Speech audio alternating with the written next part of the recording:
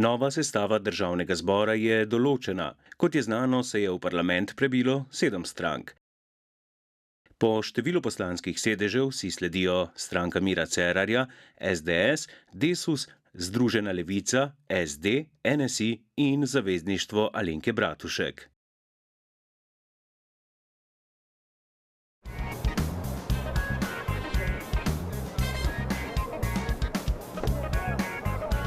Na koalicijski strani so sodelovanje sklenile stranka Mira Cerarja, SD in Desus. Predsednik državnega zbora je postal Milan Brglez, kot novi predsednik vlade pa je prisegel Miro Cerar.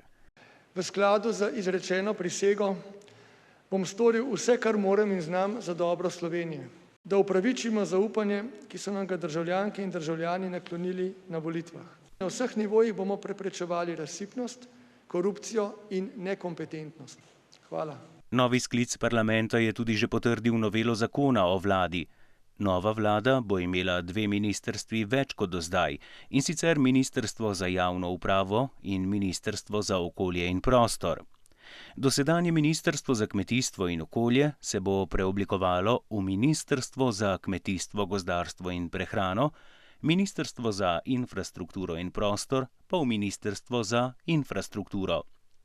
15 ministrskih mest torej, če bo koalicija izkoristila še možnost imenovanja 2 dodatnih ministrov brez listnice, pa 17. Medtem ko koalicija miri, da ne gre za širjenje javne uprave in ustvarjanje nepotrebnih delovnih mest, pa je opozicija do tega kritična. To je 5 dodatnih ministrov, to je 5 kabinetov, to je 10 državnih sekretarjev, to je služba za 50 strankarskih ljudi. Se bodo seveda uradniki morali seliti iz enih pisarn v druge, navajati, lovili se bo in tako naprej. Tukaj se bo zapravljal denar. Daj, ministrstva niso torta, ki si jo boste delili, niso fevdi in govorite o tem, koliko plač bodo imeli. Ministrstva so delovna področja. Dali jim bomo delo, ne nagrade. Namen koalicije ni povzročati dodatnih in večjih stroškov. Predvsem smo orientirani na vsebino.